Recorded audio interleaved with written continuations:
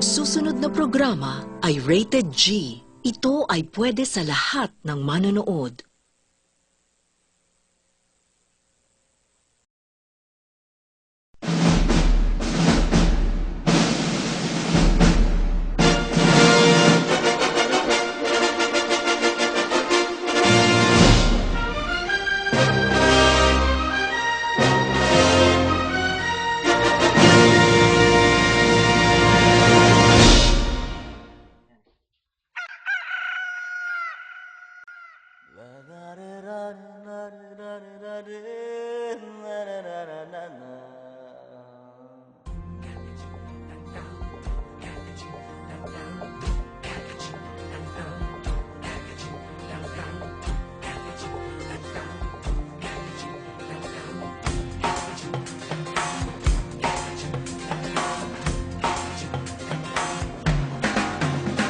जब लाइफ हो out of control होठों को करके गोल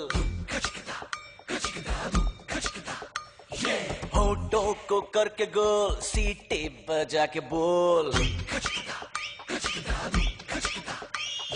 लाइफ हो आउट ऑफ कंट्रोल होठों को करके गोल होठों को करके गोल सीटी बजा के बोल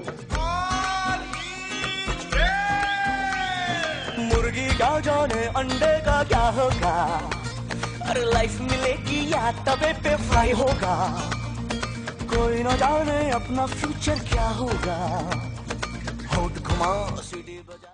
Si Dr. Jose Protasio Rizal ay ang pambansang bayani ng Pilipinas. Siya ay isinilang sa Calamba, Laguna noong Hunyo 19, 1861. Ang kanyang mga magulang ay sina Ginoong Francisco Mercado at Ginang Chodora Alonso. Ang kanyang ina ang naging unang guro niya. Maaga siyang nagsimula ng pag-aaral sa bahay at ipinagpatuloy niya ang kanyang pag-aaral sa Binyan, Laguna. Nakapagtapos siya ng bachelor sa agham sa Ateneo de Manila noong Marso 23, 1876 na may mataas na karangalan. Noong 1877, pinagpatuloy niya ang kanyang pag-aaral sa Universidad ng Santo Tomas at Universidad ng Central de Madrid hanggang sa matapos niya ng sabay ang medisina at filosofiya noong 1885. Natuto rin siyang bumasa at sumulat ng iba't ibang wika kabilang na ang mga Latin at Greko at nakapagtapos siya ng kanyang masteral sa Paris at Heidelberg. Ang kanyang dalawang nobela, Noli Me Tangere at El Filibusterismo, naglalahad ng mga pang-aabuso ng mga praile sa mga Pilipino at sa mga katiwalian ng pamahalaan ng Kastila. Noong Hunyo 18, 1872 ay umuwi ng Pilipinas si Dr. Jose P. Rizal. Nagtatag siya ng samahan na tinatawag ito na La Liga Pilipina. Ang layunin ng samahan ay ang pagkakaisa ng mga Pilipino at maitaguyod ang pag-unlad ng komersyo, industriya at agrikultura. Noong Hulyo 6, 1872, siya ay nakulong sa Port Santiago at ipinatapon sa dapitan noong Hulyo 14, 1872. 4 na taon siya namalagi sa dapitan kung saan nang gamot siya sa mga may sakit at hinikayat niya ang mga mamamayan na magbukas ng paaralan. Hinikayat din niya ang ito sa pagpapaunlad ng kanilang kapaligiran. Noong Setyembre 3, 1876, habang papunta siya sa Cuba upang magsilbi bilang siruhano at inaresto siya. Noong Nobyembre 3, 1876, ibinalik sa Pilipinas at sa pangalawang pagkakataon, nakulong siya sa Fort Bonifacio. Noong Disyembre 26, 1876, si Dr. Jose Rizal ay nahatulan ng kamatayan sa dahilang napagbintangan siya na nagpasimula ng rebelyon laban sa mga Kastila. Bago dumating ang kanyang katapusan, naisulat niya ang Mi Ultimo Adios, ang huling paalam, upang magmulat sa mga susunod pang henerasyon na maging makabayan. Noong Disyembre 30, 1876, binaril si Dr. Jose P. Rizal sa Bagong Bayan na ngayon ay Luneta. Sa Ilog, Pasig, at ang pabor na lulan ang matataas na pinuno ng pamahalaan, mga prayle, si Basilio at Isagani, at gayon din si Simon. Kailangan natin iligtas si Maria Clara, Kapitan. Sa isip ng tatlo na kanilang sasagipin si Maria mula sa kumbento at upang maghiganti sa pamamagitan ng paghihimagsik laban sa mapang-aping mga Kastila.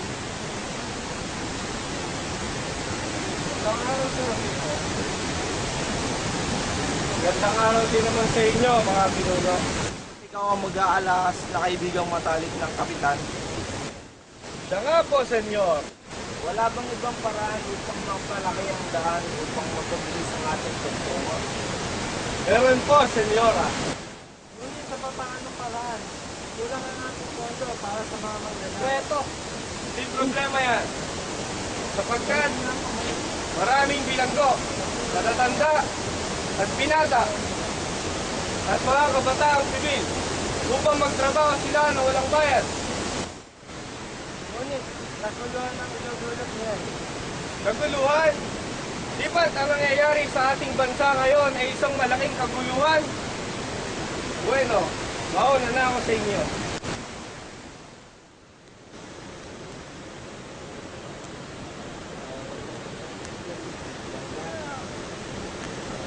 Hindi na yata maganda ang ating usapan. Maaari ba akong makisali sa inyo? Oo naman, Ginoo. Halina, tuminom tayo ng alak. Ngunit hindi niyo mo kami uminom ng alak.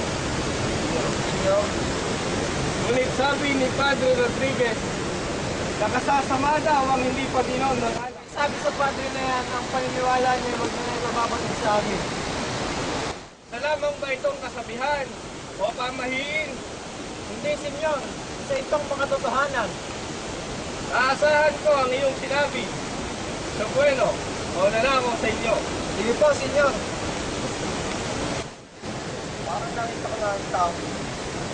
Siya ang matalik na kaibigan ng kapitan. Ganun ba? Isang araw, nagtungo si Basilio sa libingan ng kanyang ina, at kung saan binawian ng buhay si Elias na kaibigan ni Ibarra, at kung saan nakapaon ang kayamanan.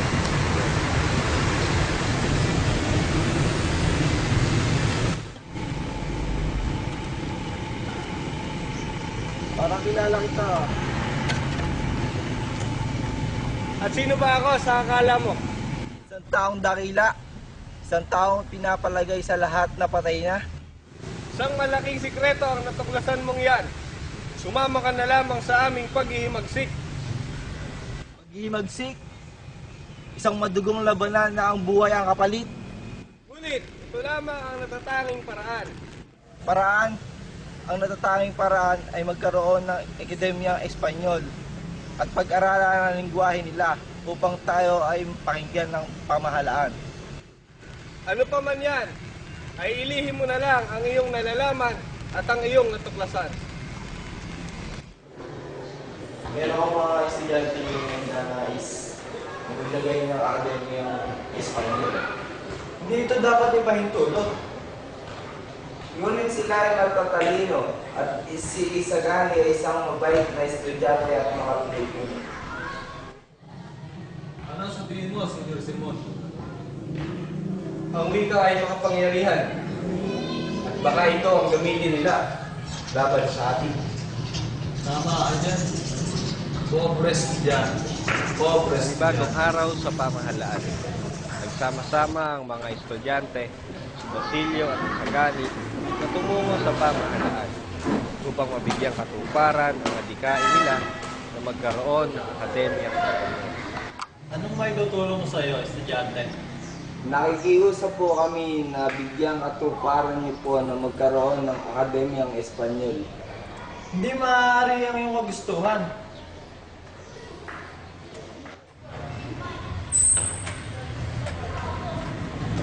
Hindi maaari ang gustuhan.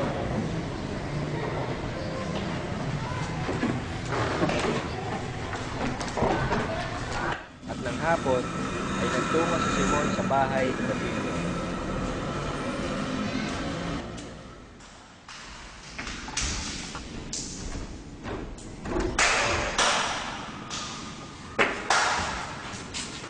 Senyor, kumusta ka naman ba, Basilio?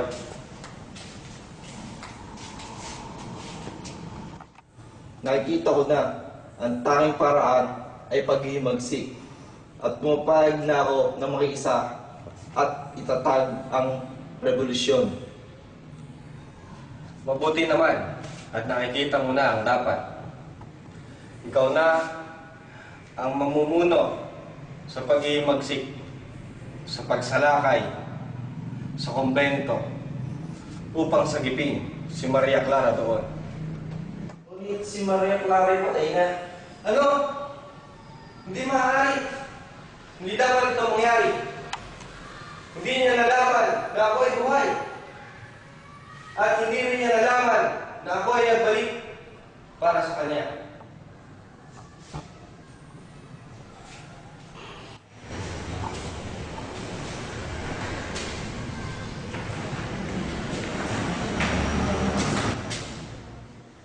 Ang mga Indio ay nag-uusap-usap tungkol sa nalalapit na kasal ng Paulita Gomez at Hindi na yata maganda ang ating usapan. Maaari ba akong makisali sa inyo? Oo naman, Ginoo. Halina, tuminom tayo ng alak. Ngunit hindi naman kami uminom ng alak. Ngunit sabi upang simulang muli ang himagsika. Basilio ay nagpunta sa tahanan ni Simon. Ikaw pala yan, Basilio. Opo, at kasama ko pa ang iba.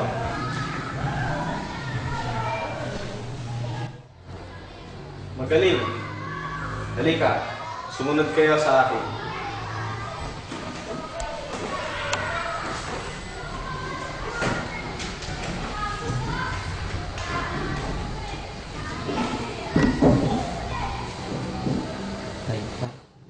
Isang lampara. Oo. Ito ay isang lampara. Ngunit ito ay kinalolooban ng isang malakas na dinamita. Na sa oras na ito ay ating sindihan, ay may ilang segundo lamang at ito ay sasabog na. At sa parang yan, ang ating mga kalaban ay marami ang mababawas. Tama ka. At doon na magsisimula ang himagsikan. At ito na ang hudyat.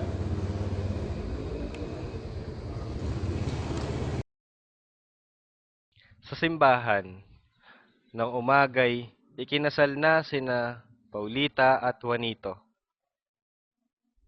Si Isagani ay nagtungo sa simbahan upang ipatigil, ngunit siya ay huli na. At nang sumapit ang dilim, sila ay nagkakasiyahan sa tahanan ng bagong kasal. May dala akong regalo para sa bagong kasal.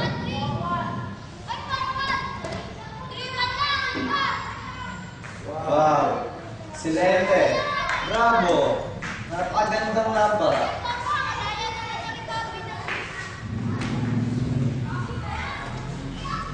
Maaari na ba itong sindihan? Oo, senyora. Naway magsilbi itong tanglaw sa inyong mag-asawa. Para sa inyong pagsasama. Maraming salamat, Simon. Bueno, ako ay mauna sapagkat ako'y may dadalawin pang pagkikito. Buenas noches. Adios. Adios, Simon.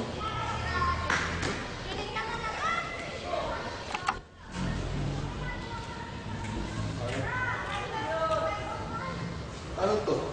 At may pangalan, Ibarra. Ibarra? Di ba't patay na yun? Sandali. Ito nga ang pirma at sulat gabay ng Ibarra. Si Ibarra? Si Crisostomo Ibarra? Di ako papayag. Maraming tao ang madadamay. Si Basilio ay nagpunta sa tahanan ng bagong kasal, ngunit ayaw siya papasukin ng gwardiya sa kantungan. Nagkasalubong sina Isagani at Basilio. At bakit? Merong dinamita sa loob ng lampara na binigay ni Simon sa bagong kasal. At ilang saglit na lang ay sasabog na iyon. Dahil sa lubos na pagmamahal ni Isagani kay Paulita, ay nagpumilit na pumasok sa tahanan. Juan! Bigla niyang kinuha ang lampara at tinapon sa bintana, at ito'y nahulog sa ilog. At doon na ito sumabog. At sumugod na ang mga nagbalak ng revolusyon. Ngunit hindi lingid sa kanilang kaalaman ay nabigo ang balak ni Simon, at hindi nabawasan ang bilang ng mga kalaban, kaya sila ay natalo at nasawi. At nalaman ng mga Kastila ang planong pag-aalsa ni Simon laban sa pamahalaan. Kaya siya ay pinahabol at pinatugis. Ngunit si Simon ay nakatakas, dala-dala ang kanyang kayamanan, at nagtungo siya sa malayong lugar sa tahanan ni Padre Florentino. Wala nang silbi ang aking buhay. At wala na akong babalikan pa.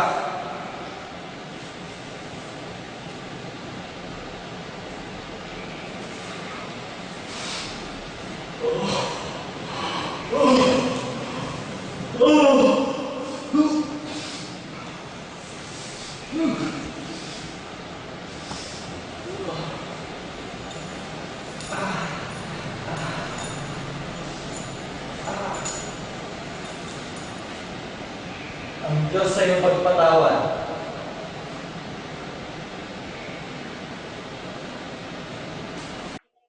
At kinuha ni Padre Florentino ang yaman ni Simon, at ito ay tinapon sa dagat.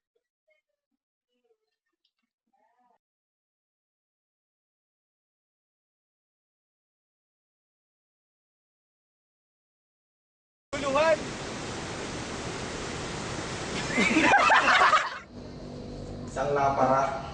Oo. Ito ay isang lampara. Ngunit ito ay kinalolooban ng isang malakas na dinamita. Pas na dinamita. Pas na dinamita. Pas na dinamita. Pas na dinamita. Bibiray mo, Leo, pa konti. Laray, bibiray mo. Wala, konti.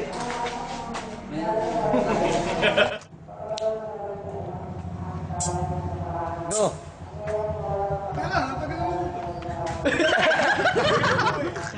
Napakatagal mo eh!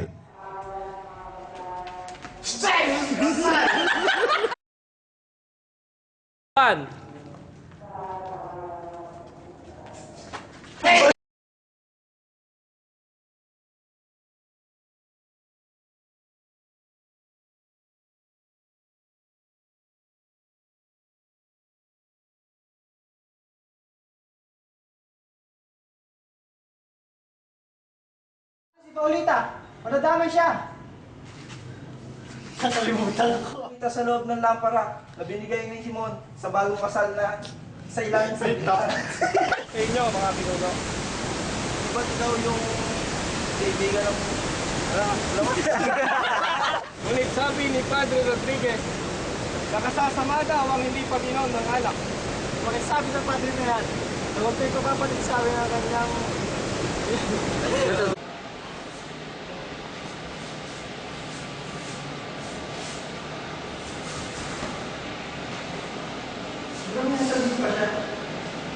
Oo nga, no?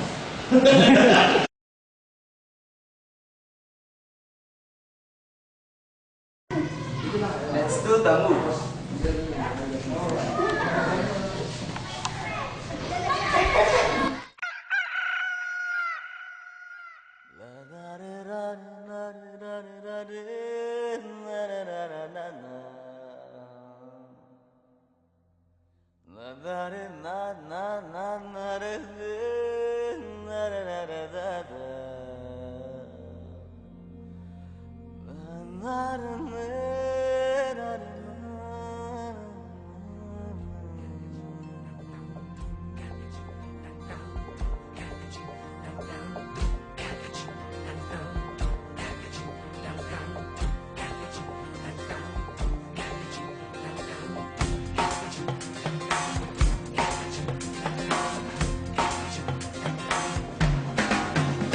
जब लाइफ हो out of control होठों को करके गोल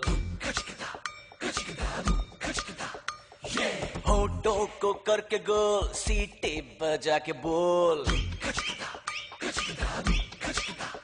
लाइफ हो out of control, auto को करके गोल, ऑटो को करके गोल, सीटी बजा के पोल। मुर्गी क्या जाने अंडे का क्या होगा, अरे लाइफ मिलेगी या तवे पे फ्राई होगा, कोई न जाने अपना फ्यूचर क्या होगा। होट घुमा सीढ़ी बजा के बोल भैया ऑरेंज मैन,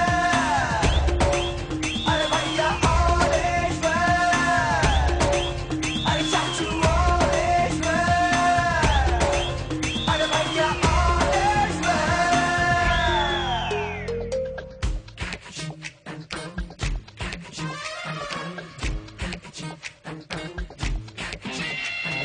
कंफ्यूजन ही कंफ्यूजन है, सॉल्यूशन कुछ पता नहीं, सॉल्यूशन जो मिला तो सारा क्वेश्चन क्या था पता नहीं। दिल जो तेरा बात बात पे घबराए, दिल पे रख के हाथ उसे तू फुसला ले, दिल इडियट है प्यार से उसको समझा ले।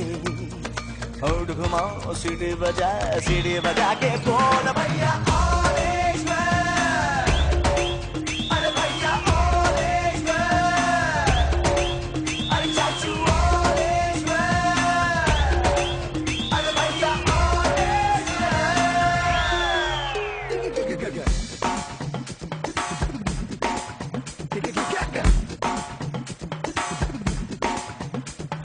स्कॉलरशिप की पी गया दारू, गम तो फिर भी मिटा नहीं, अगरबत्तियां राख हो गई, गॉड तो फिर भी दिखा नहीं। बकरा क्या जाने उसकी जान का क्या होगा, सीख घुसेगी या साला की माँ होगा, कोई न जाने अपना फ्यूचर क्या होगा। तो होंठ घुमा सीढ़ी बजा के बोल भैया ऑरेंज मैन, अरे भैया ऑरेंज मैन, अरे चाचू ऑरेंज मैन, अरे भैया ऑरेंज मैन। जब लाइफ हो आउट ऑफ कंट्रोल तो होठों को करके गोल, होठों को करके गोल, सीटी बजा के बोल। मुर्गी क्या जाने अंडे का क्या होगा, और लाइफ मिलेगी या तवे पे फ्राई होगा, कोई न जाने अपना फ्यूचर क्या होगा। होठ घुमा सीढ़ी बजा के बोल।